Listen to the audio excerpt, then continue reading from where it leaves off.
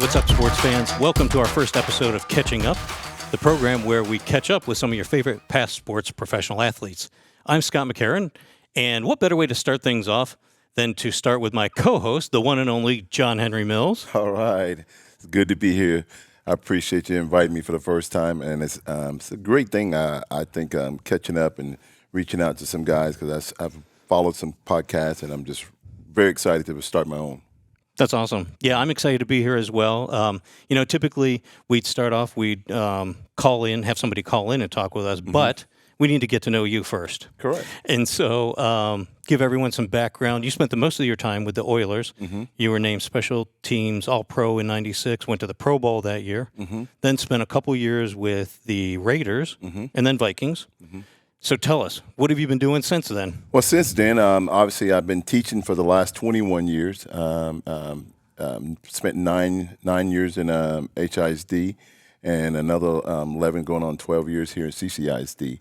So been just teaching, giving back to the community, giving back to where I started, just the community and whatnot. But I enjoy being here.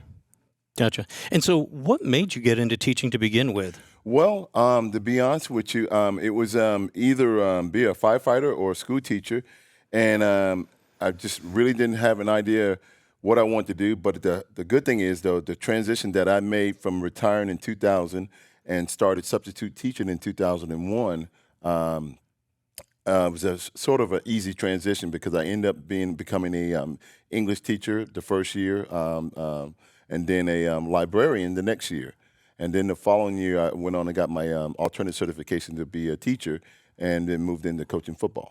So transition was kind of smooth. I mean, I enjoyed it, and it actually worked out for me.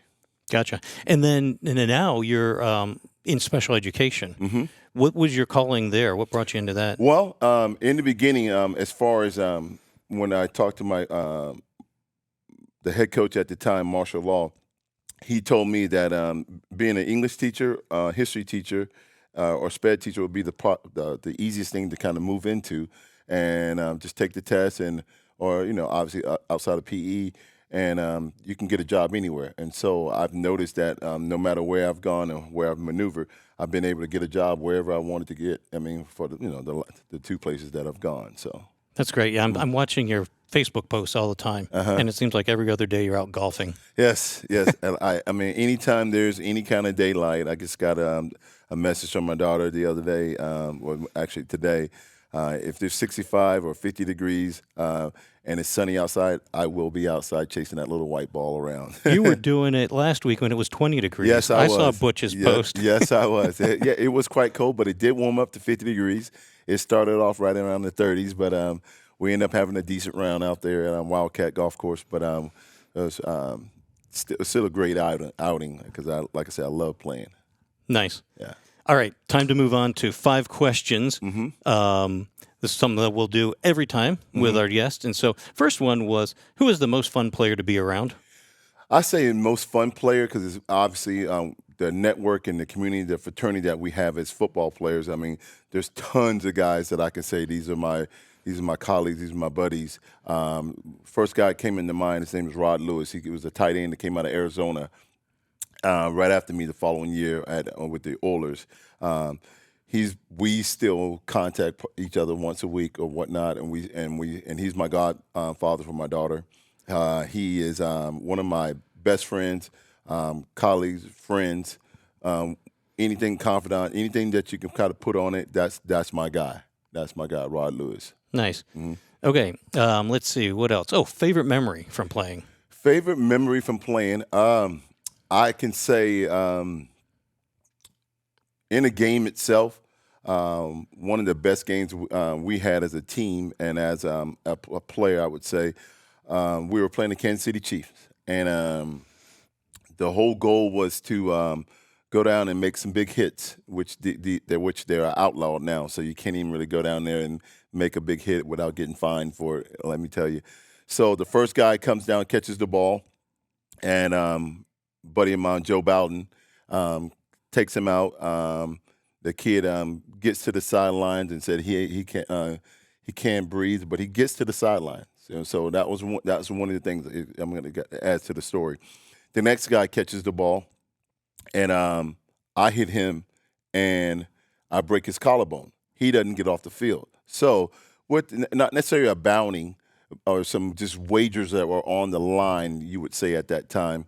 If they get up and get off the field, you don't get it. If they stay on the field and they have to carry them off, you get the wager. So that being said, I got the wager that day, and so the next guy, which we all know, his name was Trevor Cobb, and went to Rice, running back. He was the next returner that they put in. So this is the third returner. He came down, caught the ball in the end zone, was coming out of the end zone, returning the ball, and I think we got about 5 to 10 yards away from it, and he did a baseball slide. And he said, forget this. I see these guys aren't blocking. I'm not trying to get hurt. And he slid and ran off the field, tossed the ball to the official. It's funniest thing ever. We talk about that to this day within the group of the network of guys. So that was one of the best games I think I ever had as a player, and as we maneuvered through the whole thing. There's, like I said, there's tons of situations and big hits and things that have happened throughout my career, but that was one that comes to mind. Yeah, that's awesome. So tell me, what's your favorite city to play in as a visitor? As a visitor, I could say San Francisco was nice. The 49ers. The stadium, like they say, wine and cheese for everybody. I mean, it's real nice venue and whatnot.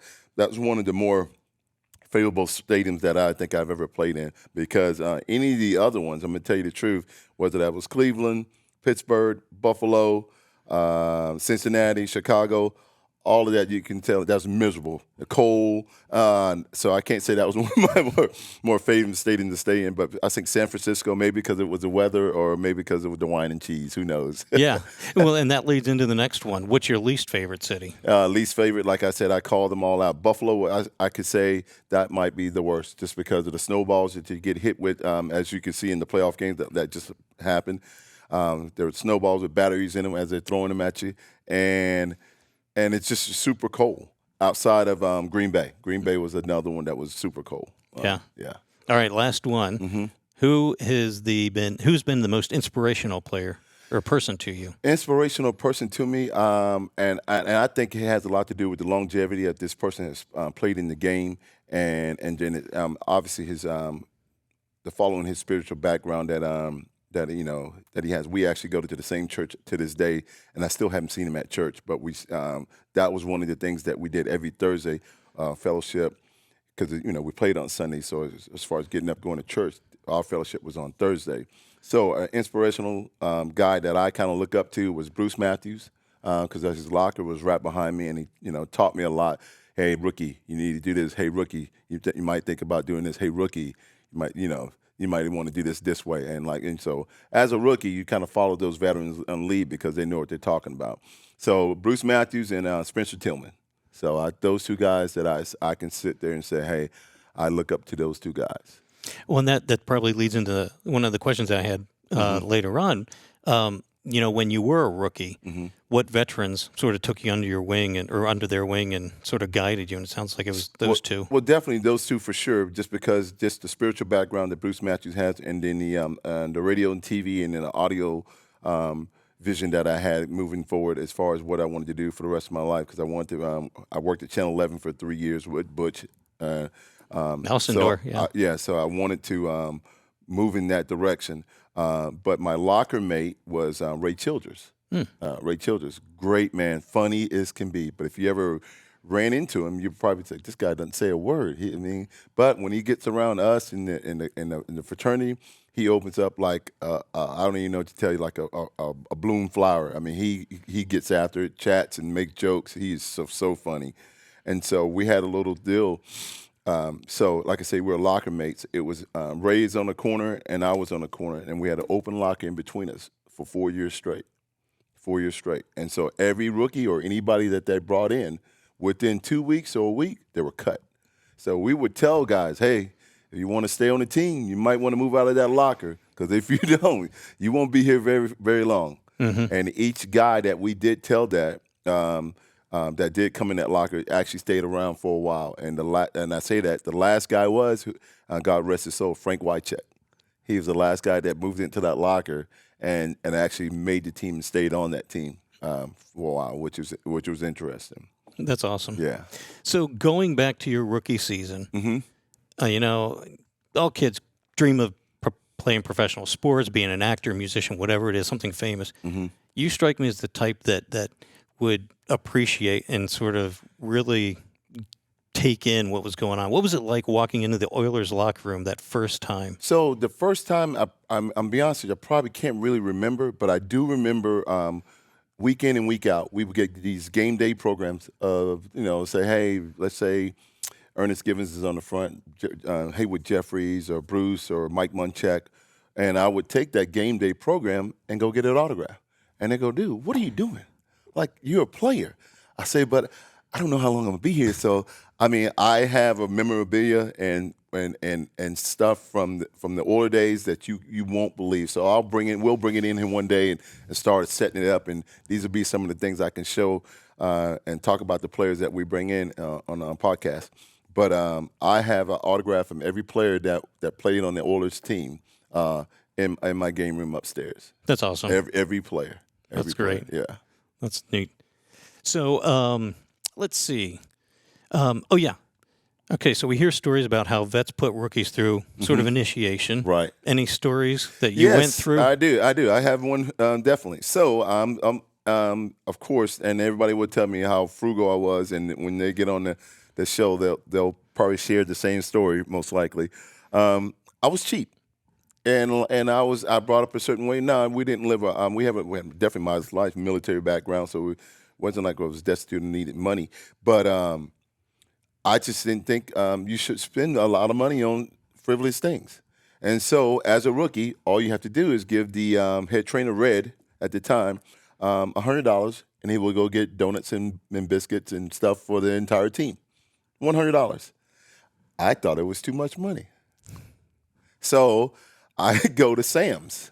And I get the day-old muffins and blueberry muffins and a bottle of milk and a bottle of orange juice, and I take it and put it on the rack there where we go have our Saturday brunch. And of course they go, what is this? Who bought this? And of course, Skills is my nickname. Skills bought that. Skills, you bought this? What is this? This is ridiculous. All right. And they were like, nah, this is not going to work. Skills, you got it again next week. Okay, moving forward. Fast forward. I forget. And I forget, and I get there right on time. So we need to be there by 7:30. We go out, walk on the field at 8 o'clock for a pregame walkthrough on a Saturday. I get there probably about 7:45, not thinking that, I had donuts again that week. Skills, did you forget the donuts? And as I'm walking in, I go, oh, man. And then at this point, this is Jack Pardee. Right. Is standing at the table. Mills, where are the donuts? And I go, I forgot. And he goes to William Fuller, Sean Jones, a couple other big guys. Get him. I go, what? What do you mean get him? And they attack me, grab me, wrap me up in tape. Wrap me up in tape. All my legs, my arms, and everything. And they dunk me, Dunkin' Donuts style, in the whirlpool, like this. So I'm in the whirlpool with back then I had my little pager, date myself, the pager, a cell phone, and my wallet.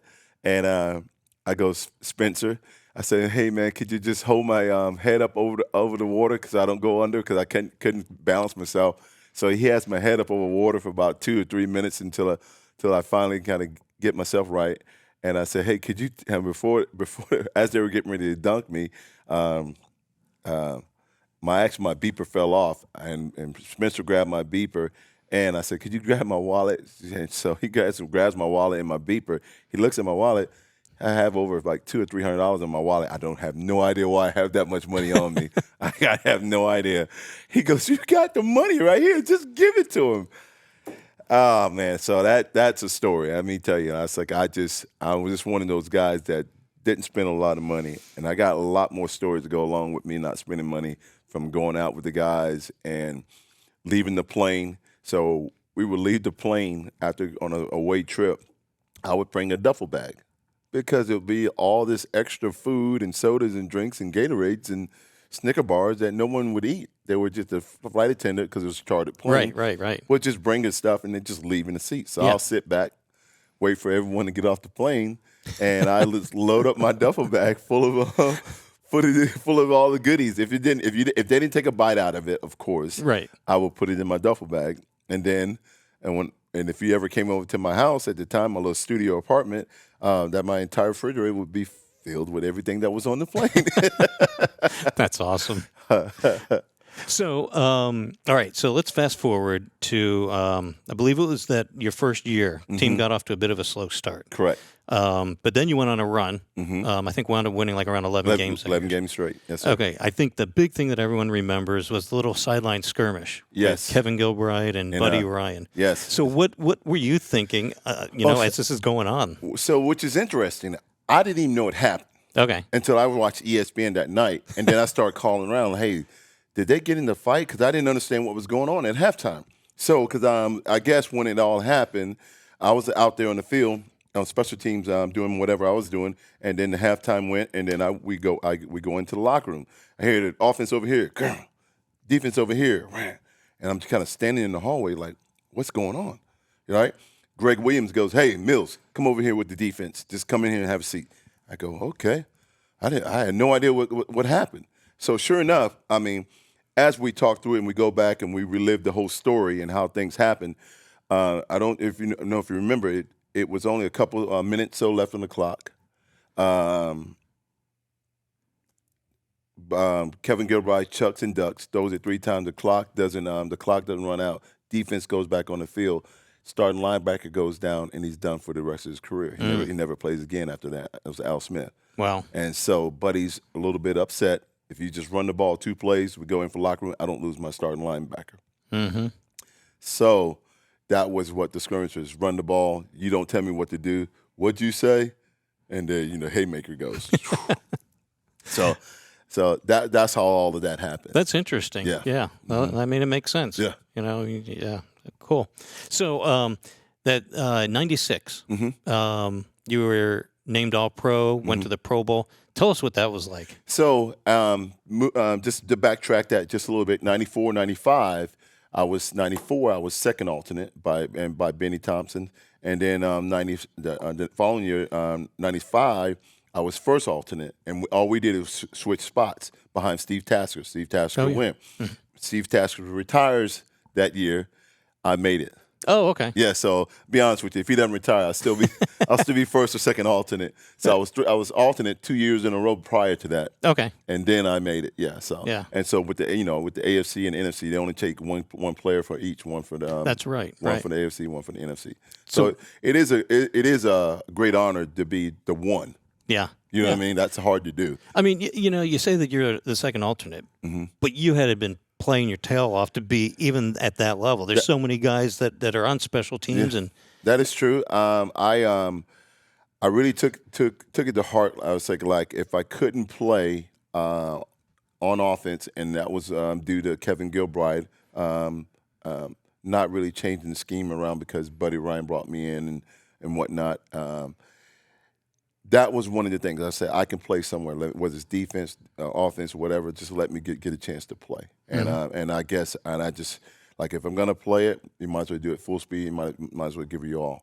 And I took heart to it, and it actually paid off, as you can see. Playing special teams, and I think as you maneuver through it, all the first round picks and the guys second round, and if anybody ever listened to me, if you want to play pro ball one day. And yes, we're all stars in the big scheme of things. But if you can do multiple things, whether that's play special teams, you have a long career. Let me tell you, a long career. That's cool. Yeah, definitely. All right, we're going to sort of wrap things up with some player word associations. Okay. I'll give you a player. You give me like 1 or 2 words that comes to mind when I mention them. Gotcha. So these are all guys that you played with at some point in your career. All right, first one, the obvious big name, Warren Moon. That is a leader. A captain, the major, the sergeant, the general that's in charge of things, and a true human being. I mean, he's like I say, a captain. You know what I mean? Gotcha. All right, Steve McNair. Really didn't get a chance to hang around him much, but the times that I did hang around with him, different times during the off season, just a fun-loving guy. Fun-loving. Good. Eddie George. Strong, solid individual. I say strong. I mean, he's a big man, 6'4", 240 pounds, running the 4.4. You can't. There's somebody you don't want to get in front of. Yeah, I didn't realize he was that tall. Oh, that's a big man. Yeah. Yeah, that's a big Wow, man. that's crazy. Another big man, Bruce Matthews. I say that would be it's almost like the comedian, the jokester, and when I say he's a big man, but he loves to play and enjoy what he does. Yeah, so like he's like a playful type guy. I say playful. Okay. Chris Dishman. Just a great smile. So I'm trying to think of something along with the smile and that would give the shirt off his back. You know what I mean? I say caring. Caring. And congratulations to him to get the TSU job, head coach also too. Yeah, absolutely. All right, moving on to some time with the Raiders. Tim Brown. Tim Brown, definitely a leader. Okay. Russell Maryland. Quiet. Really? Yes, quiet. All right. How about some Vikings? Randy Moss, another receiver. That is the most loving guy that you would never think. I mean, people thought he was cocky, conceited. Randy was total opposite. And I think the image that they had from him going in while he was playing, but obviously you see is different because you see him on the First Take and all the different ESPN shows now. So that he's a solid individual. It's funny you bring that because as an outsider, I thought that he was sort of had this ego and not at all. But what was interesting is last week I was watching one of the pregame shows for the games, and he was on with Larry Fitzgerald, and Fitzgerald was talking about when he was a ball boy and coming up and how he'd known Randy Moss, and Randy gave him his car to take to prom, and just had great stories about him, and that put him in a new light for me. Yeah, and it's the same way. When I first got there, like I said, I am a player and a fan also at the same time. I came up to camp. This is training camp. I had 2 Randy Moss jerseys, a plaque, and some pictures for him to sign at lunch. and he told me, he said, "Look here, Mills. I know we're from Florida. We're both from the same hometown, and we know each other. We know the same people. I'm only going to do this once because I know we don't do this." And he's like, "Why do you have all this stuff?" I go, "I'm a fan." That's great. So your last year with the Vikings was 99. Is that right? What was it that sort of made you realize it's time to sort of hang it up? Well, really, I didn't think it was time to hang it up because 2000, I was at home, and they told me that they were going to be bringing me back up the 3rd preseason game.